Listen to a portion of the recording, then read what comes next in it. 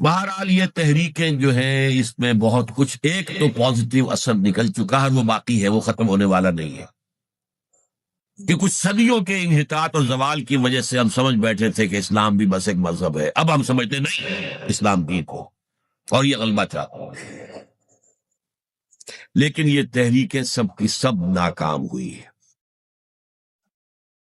اس کی دو وجوہات ہیں، ویسے میرے ہاں میری کتابوں میں تفصیل سے بحثیں ہیں ان پر۔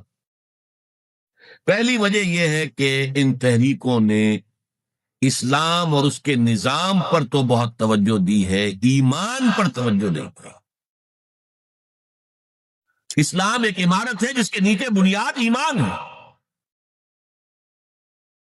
جب تک ایمان قوی نہیں ہوگا، لیونگ تھرابنگ ایمان، برننگ ایمان، ایمان وتھ کنوکشن، اس وقت تک یہ مہم سر نہیں ہو سکتی۔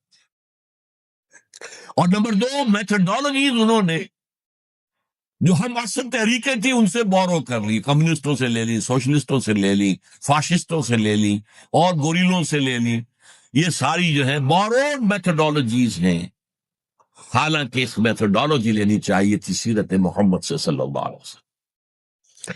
ان دو غلطیوں کی وجہ سے یہ ساری تحریکیں ناکام ہو گئی، اور اب ہونے والا کیا؟ بہرحال یہ جو دوبارہ پھر مسلمان جو ہے ابھریں گے، اس میں پہلا سبب کیا ہوگا کہ کسی علاقے میں، عجمی مسلمان علاقے میں، خلافت علی منہاج النبوہ قائم ہو جائے گی۔ میرے نزدیک پاکستان اور افغانستان،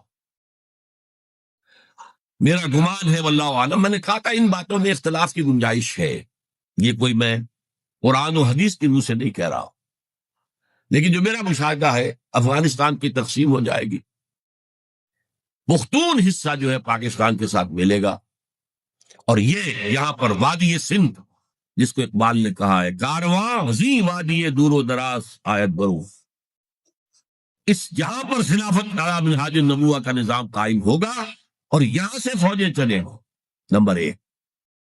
نمبر دو، عرب کے ریگزار میں 15ویں صدی کے مجدد کا ظہور ہو جائے گا۔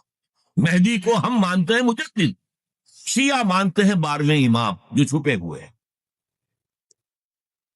ان کے امام معصوم جو ہے 12، ان میں سے آخری جو ہے وہ چھپے ہوئے ہیں غار میں 1200 برس سے، اور وہ ظاہر ہوں گے، یہ ان کا عقیدہ ہے، ہمارا نہیں ہے۔ ہم سمجھتے ہیں جیسے ہر صدی میں اللہ مجدد بھیجتا رہا، اسی طریقے سے میرے گمان میں 15ویں صدی کے مجدد جو ہے وہ حضرت مہدی ہو، ان کی حکومت جا کر یہ فوج قائم کرے گی، اربوں میں دم نہیں ہوگا،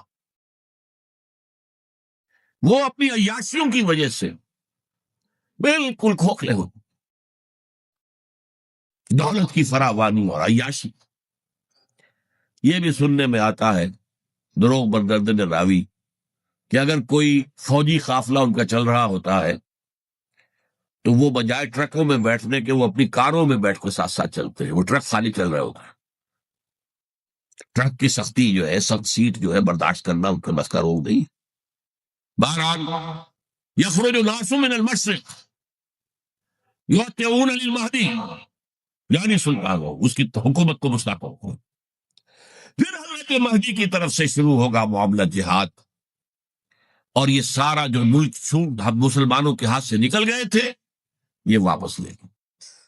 اب جو ہونے والا ہے نمبر ایک، فوری طور پر تیسری عالمگیر جنگ جو سر پر کھڑی ہوئی ہے، آرمگڈون جسے وہ کہتے ہیں بائبل کی اصطلاح میں، اور الملحمۃ الکبریٰ یا الملحمۃ العظمیٰ یہ حدیث کے اندر کہا گیا،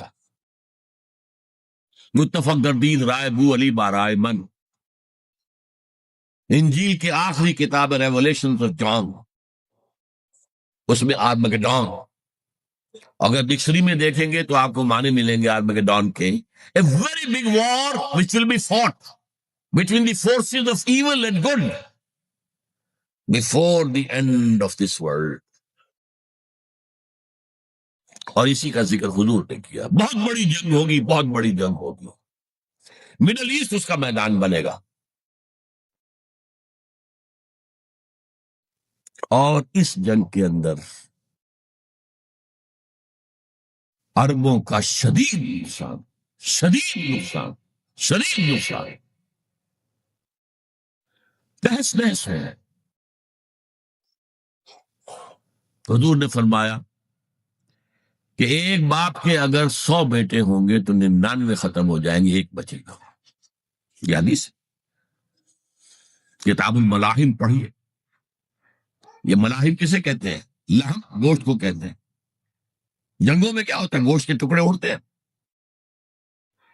اسی طرح ملحم کہتے ہیں عرب، سعودی عرب میں آپ نے دیکھا ہوگا کسائی کی دکان جو ملحم ہے، گوشت لحم جہاں پر کاٹ کاٹ کے بیچا جاتا ہے، ملحم.